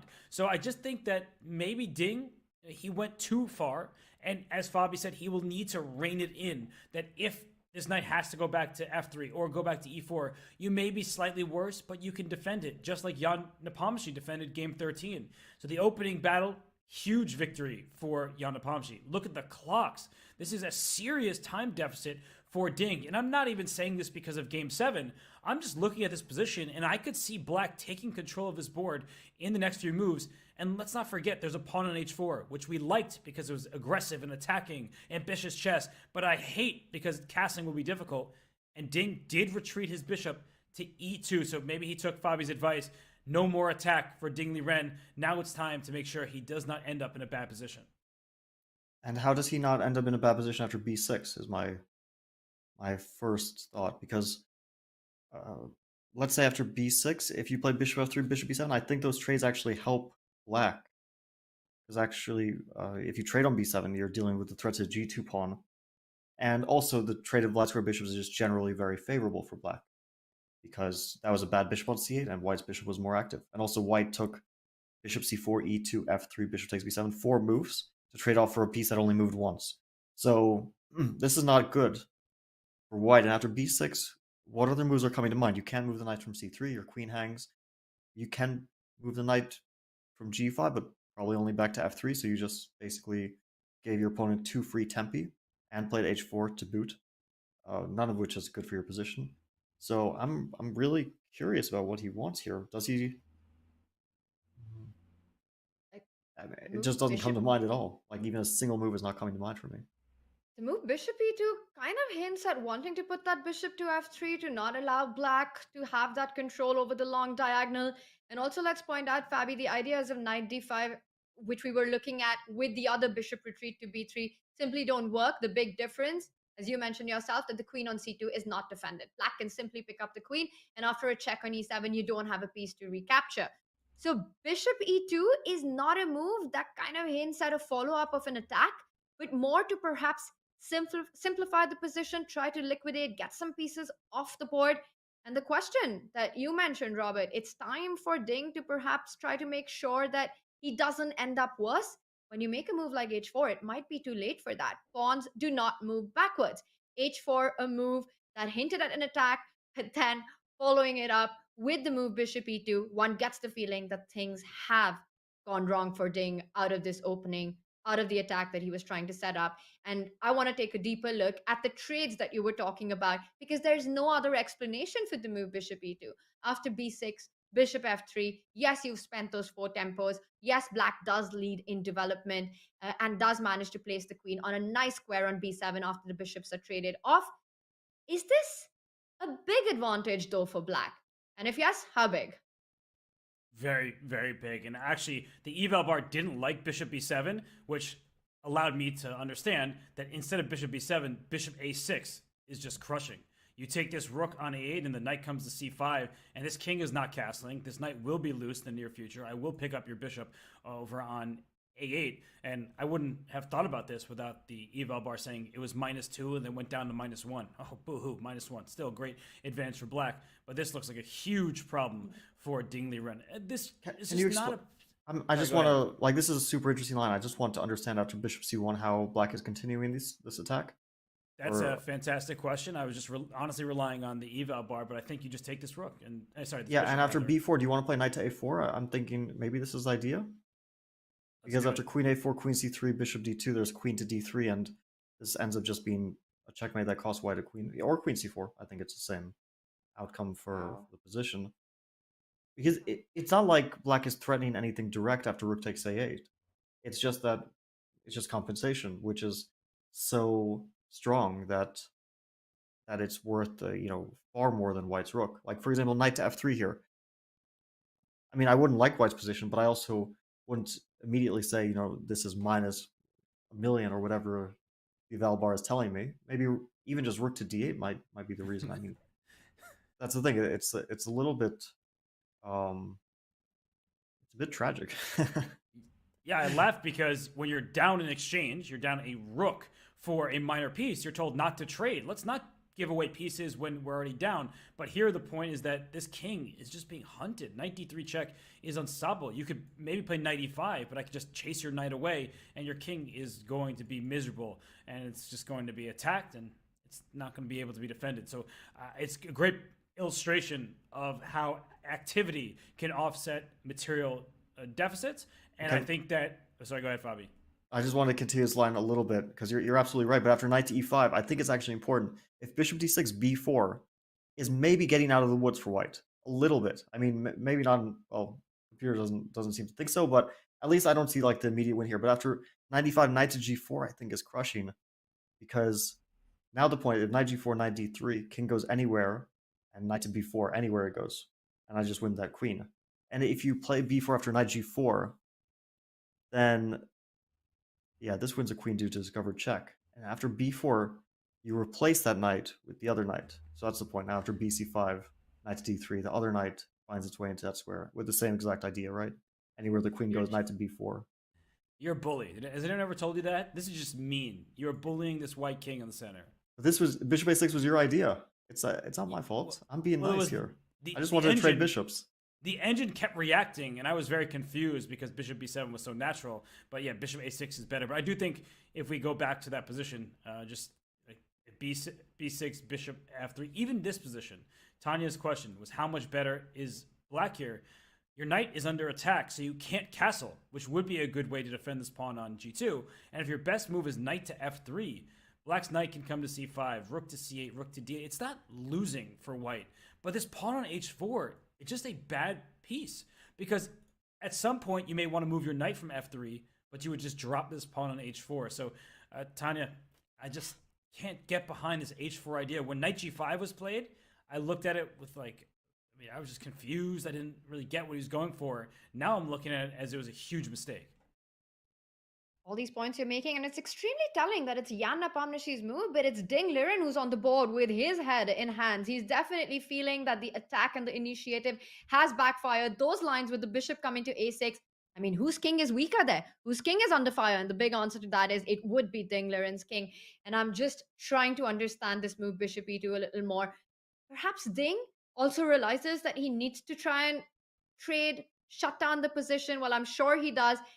Look at him on the camera right now. He's feeling the heat of the position. Jan Nepomniachtchi in his resting area is just looking at all these lines. And what also stands out is that how throughout the game, up until this point, and we are on move 14 for Jan, every move has been extremely logical and natural. He hasn't taken that much time, which is why he's about 30 minutes ahead on the clock. But, coming back with the bishop to e7, not giving a bishop pair, striking in the center, your opponent's king is in the center, c5, trades everything off, pushes that knight on g5, develops the queen to c7. It feels like Jan has made, well, I wouldn't call them simple moves, but moves which come to mind first. And he sort of calculated all these attacking ideas, decided that it doesn't work. And I want to ask you guys that after b6, bishop f3, especially after the line of bishop a6, or even the strategic advantages after the trade, looks like a bad idea for white. Can Ding try to reinforce the tactic of knight d5 with now deciding to slide the rook to defend the queen on c2? He's got no time to castle. He's got no time to play it safe right now. Shot castle, g5, knight hangs. So b6, let's say you make a move like rook c1 now. Castling is out of the window. Now, after bishop b7, Fabi, the tactics that you've been talking about, knight d5, they work again because white's queen is not hanging anymore. But I see the eval bar says that black should be fine, but at least white has the bailout with knight d5. So if bishop b7, you've got this idea, then maybe it's time for white to shift strategy, start lining up the queen and the rook on the c line, and look at ways to actually penetrate to c7 if black fights this threat. Yeah, I think that rook c1 is definitely his plan, and that's I was going to suggest that this is probably the only move that white, the only idea that white has, and that's the reason why Jan is thinking, because it's a very concrete threat. Rook to c1 with the idea of knight to d5. You don't want to allow it at the very least. It might not lead to an advantage, but you still have no reason to want to allow it. And then the question is, can you prevent it? Of course, you can move your queen, but it's not absolutely ideal. And the question is, where would you move your queen as well? That doesn't instantly come to mind. So yeah, rook c1 is a very serious move for sure. How do you deal with the threat of knight d5 here? Well, Jan has finally arrived on Maybe the board. rook to e8 deals with it, but I'm scared to do that. Can you just move the queen? Like, I know we don't want to go to b8. Well, what's the problem moving our queen anywhere? Let's say I go up to e5, for example. Okay, f4. I don't know. I'm going Wow. for it. Okay, actually, that doesn't really scare me because I can just bring my queen back. But I see your point that suddenly white just. Why would the computer hate this so much? I mean, f4. How bad can it be? You get it for free. It approved. The computer approved of f4. Yeah, I showed that. Oh wait. We've got a completely different move, by the way. No b6, the lines that we were looking at, but Jan decides a totally different approach, moves the rook to d8. And this delays a little bit of harmony. And Fabi, what's your take on this? Well, he wants to play knight to f8. So it's very clever. Rook c1, knight f8. That stops the whole knight d5 idea, because knight takes d5, you have another piece defending that h7 square. So this is a very clever idea to play knight f8. For sure, e6, rook c1, that's what he was worried about, and that's why he decided not to go for it. Although, maybe there was something good for black there. Can we just go back to that movement for a second after b6, rook c1? Is the move rook to e8 bad? I'm just... Rook where? e8, you said? Yeah. Knight d5? Probably not. It's not, yeah, because no, here, queen c2, knight e7, rook e7, rook c2, and I can take the piece, finally. In the endgame, there's no point to white's attack, because there's no queen h7 at all. True. So he plays rook c1 anyway. Okay, so he's protecting his queen. On the board. And knight d5 is a threat now, so knight f8. That would explain rook d8, Fabi, as you're pointing out, just controlling that h7 square. b6 now? Knight d5 works? I think so. I think it at least is not worse for white. I mean, queen c2, knight e7, king f8, rook c2, king e7. I think white should be better there, but maybe not much better, but somewhat better for sure. But just with the bishop here in the endgame. Bishop b4, king e8. You can even throw bishop f3 in at some moment, maybe, or just knight to f3 back is maybe a little bit more pleasant for white. Yeah, white just controls the open file. You're not losing a piece, so that's a good start. And black's king, well, we often want our king in the center in the end game. This is an end game, which is a queenless middle game where there could be some attacking chances. So knight f8 makes perfect sense to me, but just to finish off this variation, let's say then white just retreats. Black seemingly could have had this position with b6, bishop b7, and instead has it with rook d8, knight f8. So while black is not doing anything wrong, black's position is very solid, Jan is no worse here. I feel like he wasn't able to capitalize on this whole knight g5, h4, knight back to f3 as much as he could have, even if black's position is still perfectly good. So my big question is, and Tanya, I'm curious what your take is. Do you think that Jan is going into this game, I just need to make a draw? I have the black pieces against a super strong player. That's what the mantra is. You try to win with white, you draw with black. Do you think he's kind of using that right now? Just, I want to make a draw and send this to rapid because that was his intention all along. I think before the game started, the answer to that would be yes. Tie-break color glasses, as they say. If you've got that on, you get the chance. You try to neutralize all the edge of your opponent and happily take it into the rapid playoff. But Robert, I think given the way the opening's gone, Jan, he wants a little more. I think he wants to now try to get something out of it. Whether he plays knight f8 at this moment or another move, we do see the eval bar say it's just black has got the slight edge in the position. White is still not managed to find harmony in the pieces. That h4 pawn, what is it doing right now? Ding is the one who needs to be precise to equalize. We might see trades on the board happen. We might see an endgame, and it might become more clear if Jan has a single tunnel vision to get to the playoffs. Right now, what we see are two empty chairs as the players contemplate this in their resting area. And Ding there, we see Jan as well. Big moment in the game will decide, will show us whether Jan Nepomniachtchi wants to play for more or will we see more trades.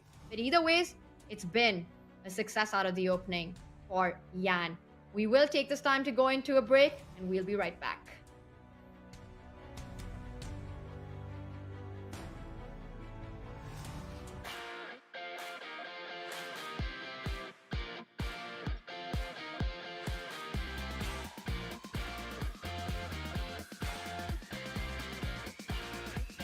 I do recommend Meetup to a lot of my friends that are looking for different things. Wine tasting, movies, book club, meet a lot of new people, a lot of new friends, and it will make you more social.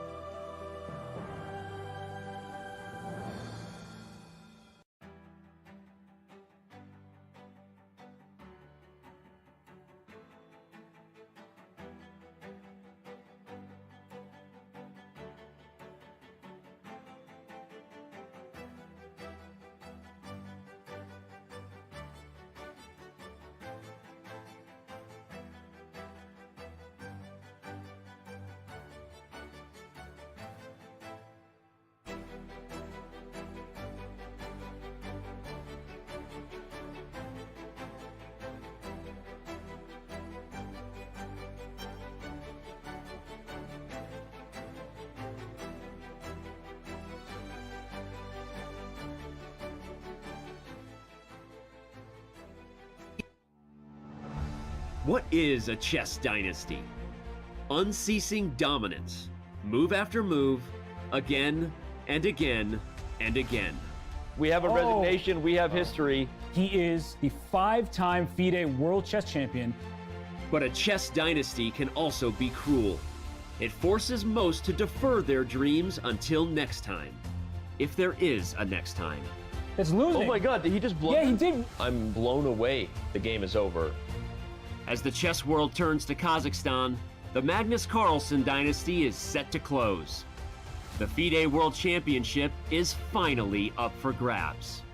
For two chess superstars lying in wait, until next time is now. Jan Nepomniachtchi has methodically done what he needed to do to get another shot at the title. The pressure to seize the moment this time rests heavily upon him. I am getting worried for Jan Nepomniachtchi. Is not the same confident Yan that we have been seeing before game 12. Ding Liren knows firsthand what the end of this dynasty means. An unexpected chance to make history. Can China's best turn his good fortune into eternal fame? We still have a tied match. And for Ding Liren, that's a success, drawing with the black pieces. Both these players are relieved. The legacy of this championship spans across centuries. It reads from the names of chess giants. For the first time in a decade, a new name will raise the trophy and be etched into chess history. It's the 2023 FIDE World Championship. Whose name will next be called champion?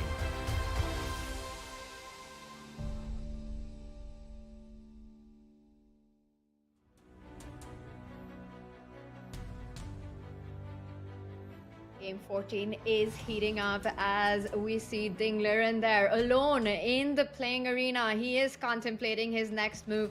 Jan Nepomniachtchi did take the decision that Fabiano was pointing at. He does fall back with the knight to f8, just reinforcing the defenses on the king side, taking care of any tactical tricks with the jump associated with the knight coming to d5, a possible trade, and a mate on h7.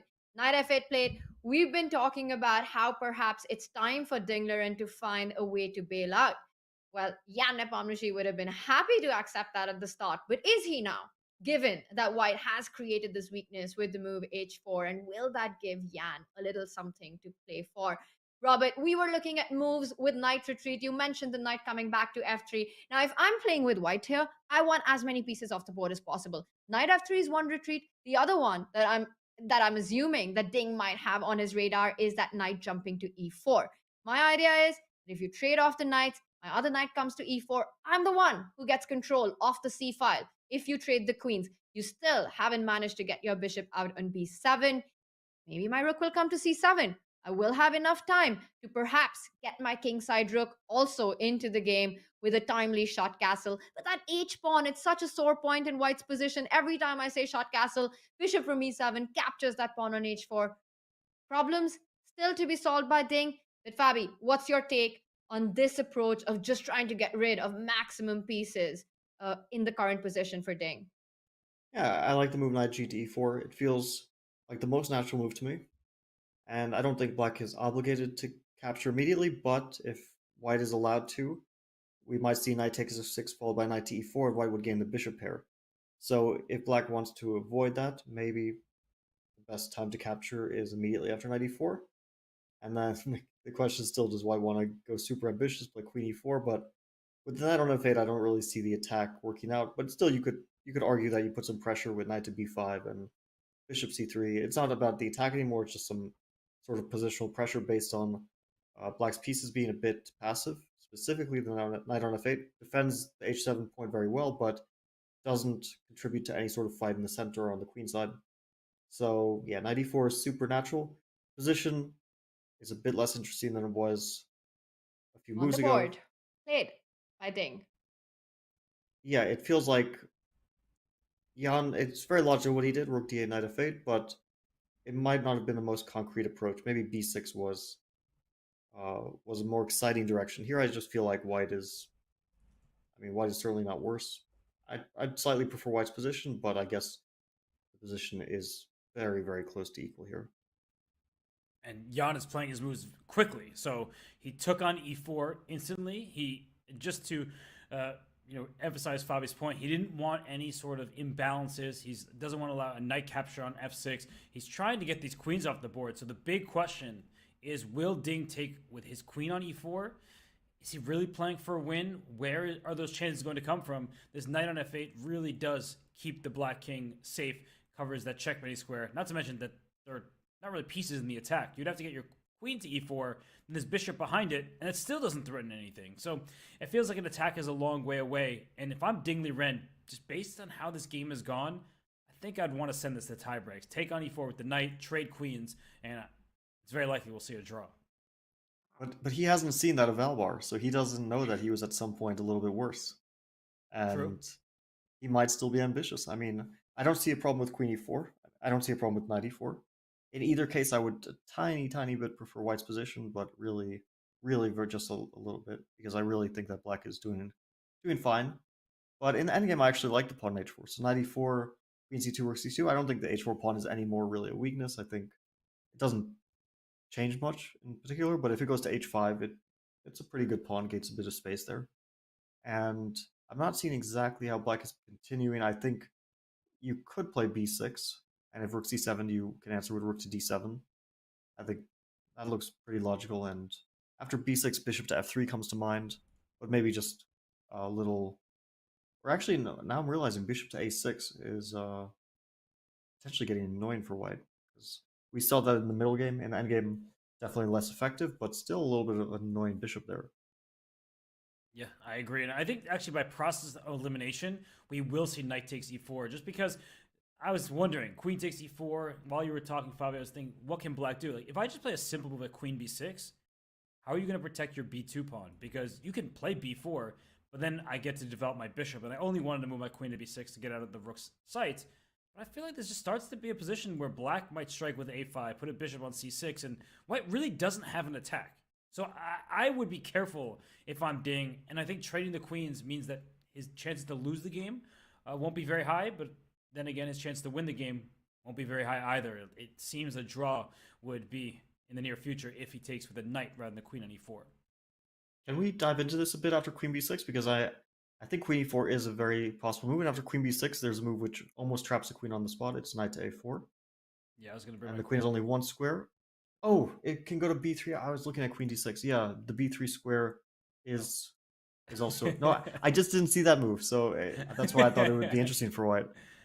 So you thought of a queen d6, there's some kind of... Yeah, and then I was very interested in bishop to a5 here. Maybe it's also nothing for white, but I was like getting, kind of semi-excited at the complications. But queen b3. Yeah, I'm sorry to steal your fun there. Queen You b3 you ruined all the fun, Robert. And actually, after queen b3, bishop c4 would trap the queen if it wasn't for the a4 knight hanging. So literally hanging by a thread there, but queen b3 is indeed possible in that position. And we see Ding taking his time on the capture.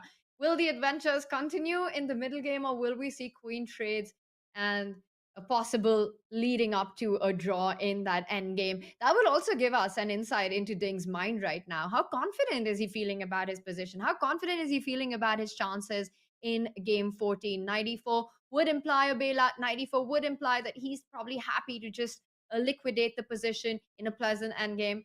Queen e4, definitely a more ambitious approach, but it just feels that without a knight on the king's side, without having a piece on g5, with black's knight on f8, a wonderful defender in black's position, where is the attack? And the question to that is not easy. Ding taking his time. He's in about a 4-minute think, deciding which piece to recapture. Very different games ahead of us based on that decision. The clock.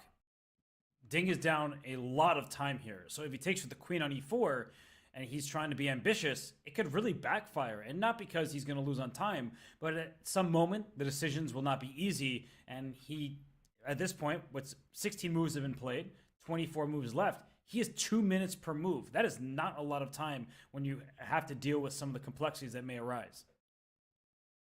You guys want to see how to make a draw like a potential world champion? Oh my goodness, Fabi's found let's it. hear it. What is it, Fabi? Give So it to queen us. takes e4, queen to b6, Yeah, knight a4, I'm still on this move, yeah. queen to b3, Mm-hmm. now bishop to d1. The queen has a choice of squares to go to, but if you trade queens, I'm saying maybe I'm better in the endgame, because the bishop gets to long diagonal. Queen to a2 feels a bit, a little bit iffy, right? So you play queen to b5, looks super decent square. And now I play bishop to e2, and black doesn't want to retreat the queen, plays queen to b3, and that's how both of these potential world champions make a draw. Fabi the Nostradamus. Well, we will find out how accurate this prediction is if queen e4 happens. It's very possible that we might see this actually, because after queen b6, I don't see a better move than knight a4 to defend that b2 pawn.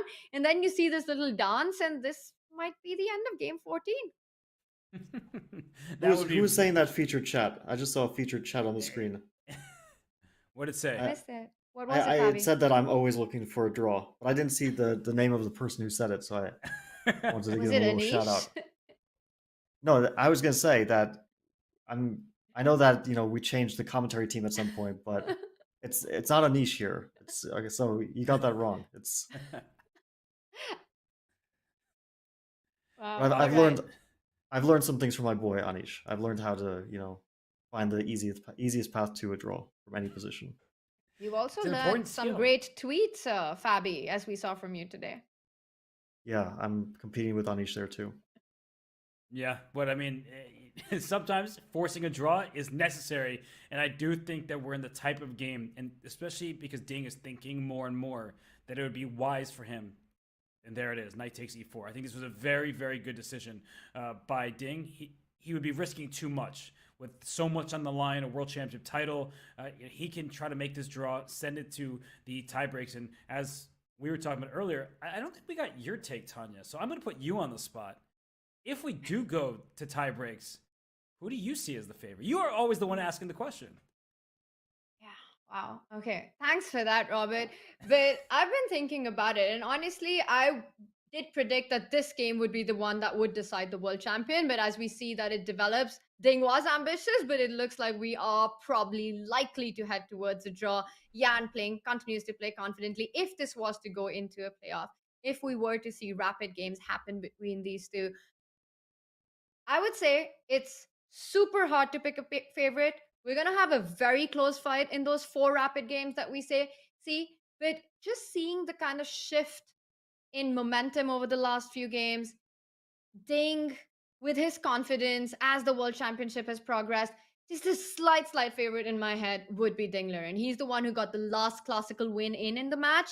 And to me, I feel that getting over that for Jan Nepomniachtchi, being so close to the World Championship title, having to deal with that just psychologically, maybe just a small advantage to Ding there, but it's a super hard clash to pick a favorite. And I would say even if there's a margin, it's 51-49 in my head. So that's how close it will be. And that's exactly what we're seeing in the classical as well, right? 14th game, the score is level, and it hasn't been level with 13 draws. It's been level with a lot of back and forth. So it's going to be a fun ride if it does go into a playoff. And I think the big question will be who is able to actually adapt to that shift going from classical to rapid. Fabi, is that a difficult challenge for players? It can be, but I think people are pretty used to playing a lot of rapid chess by now.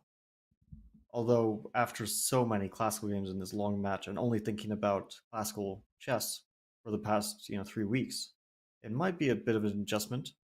The other thing is that you play multiple games on one day, but everything ends, if not today, then tomorrow.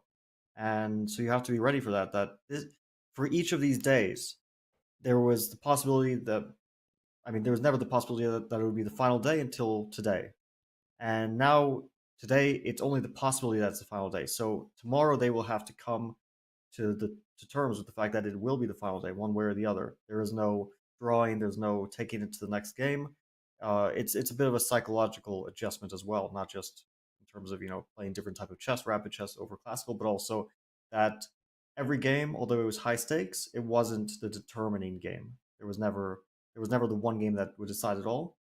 But tomorrow, the four games, potentially um, infinite amounts of games they could play almost, will be the deciding factor. So whether it's today that's a draw, um, then tomorrow they will have to be ready that one of them will have the title, the other one will not, and that's the reality of it.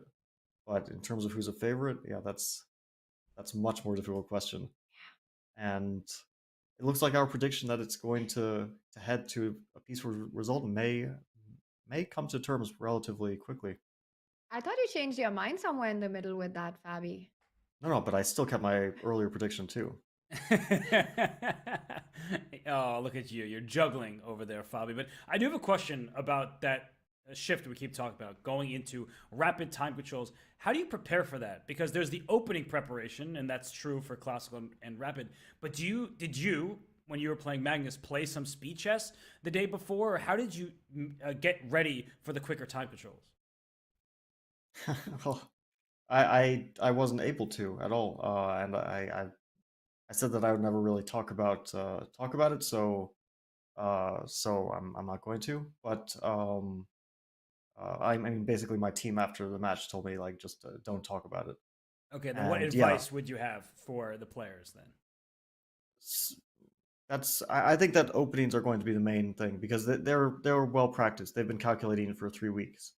The question of whether they're in shape to calculate variations to play chess, I don't think that's the question. Like sometimes you're a bit rusty at the start, but this is the end of a long marathon. Um, they won't be rusty. They could be fatigued, but in that case, I would not recommend playing a bunch of chess on the right before their playoff. I would say that they need to get their openings in order because Ding obviously needs some ideas, and you play like this in rapid chess without basically an idea, and then you go for some sort of speculative attack like he did. It could backfire rather easily when you don't have a safety net of time to essentially figure out any sort of defense in case things go south. So also the importance of having ideas in rapid chess when your opponent can't react to them, can't figure out the way to equalize, let's say. It's just so important, and especially that you have your black defenses in order. So if you're surprised, you don't want to get surprised. For example, in the first game against Magnus, I was surprised by the opening. We hadn't prepared this idea that Magnus had, and he just got a tremendous advantage. After 10 moves, it was basically like +1 at the very least, and I was on the back foot throughout that entire game. So you don't want to be surprised in that way. You just can't figure out opening subtleties when you have 25 minutes on your clock or less than that. Especially if they go to blitz, right? Then 3 minutes, if you don't know what you're doing in the opening, things could really go very wrong. And Fabi, I'm surprised with Ding's decision on the live board that we see.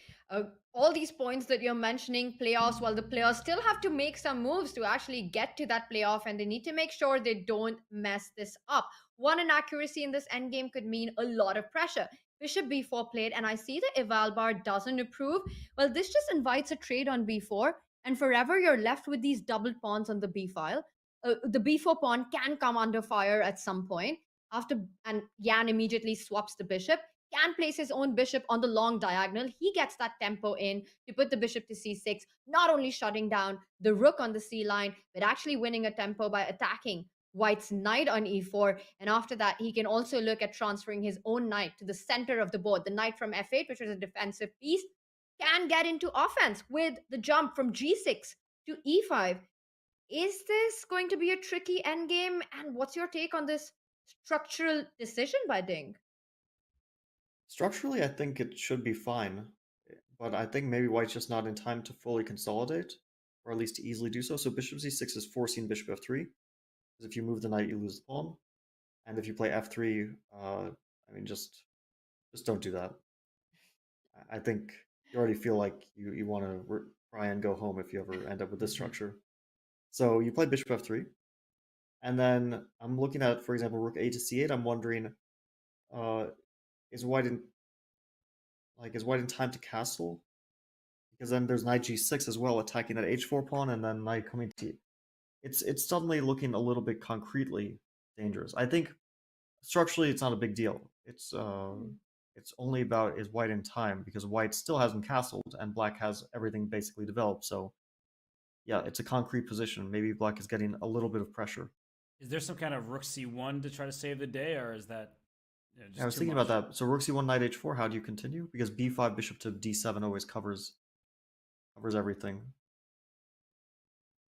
I was planning to vacuum cleaner, or excuse me, hoover everything off if David Howell is watching, but maybe there is a problem that at the end of a situation like this, I was hoping that I have knight d6, but I'm just realizing that after takes, there's bishop d7, and I lose b5 if I take b7, so that's clearly not ideal. Black's up a pawn. Also, just from a point of view of like you're the one who has to make a draw, and it's not a pleasant thing to suddenly be on the back foot in a completely safe position for black. So after bishop f3, what's his idea? Rook c8. Let's look a bit more deeply after what white can do here. I mean, actually, is there anything you can do? You can play rook d2, I guess, but it's a very artificial move. That's a brave choice because I'm already looking at some problems for this king. Are you just trying to trade everything off? Is that your plan? I don't want to leave the h4 pawn undefended so black can get it with tempo, can attack it with tempo and get to e5 with tempo. So if rook d2, king d2, I'm happy to play rook c1 very quickly. And in case of knight g6 here, I'm thinking maybe I'll try to trade bishops, something like, I don't know, knight c5, knight c3, maybe. Yeah, it's obviously a bit better for black because the g pawn will go to f file. White's structure is a bit damaged, but on the other hand, knight to d3 is actually a very nice piece. If like b6, knight d3, it really covers everything from there. And white can play f4, h5, and maybe equalize like this.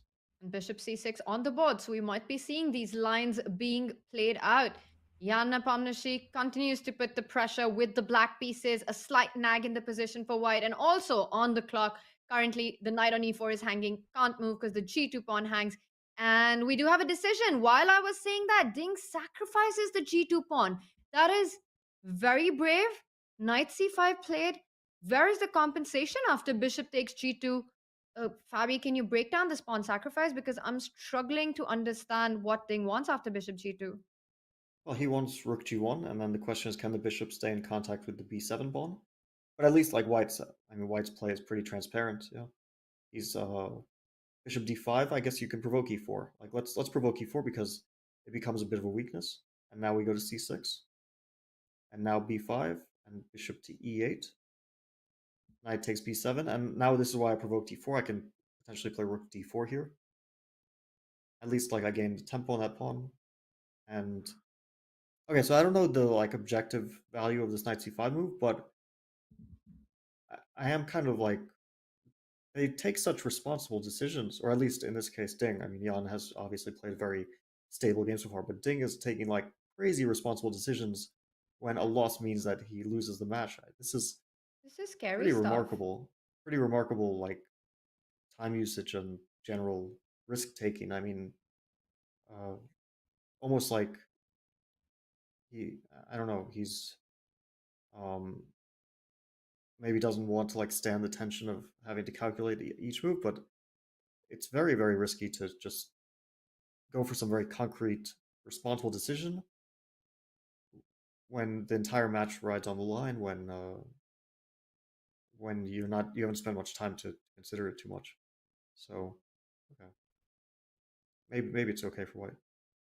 Wow. Yeah, but I think what you're saying is important, that this is a type of position where it seems much more likely that white may go wrong because you're giving up a pawn, and the pawn you get back, you have double pawns at the side of the board. So that's not exactly the best case scenario for white. But Ding, he might be kind of certain that he'll make a draw in this type of line. And for Jan and Ding, they don't know the evaluation. So they're like, okay, black is better, but it's probably slight and it should be a draw. I'm guessing that's the mentality that these players have. But there's no risk for Jan Nepomniachtchi. He can just play this for a win.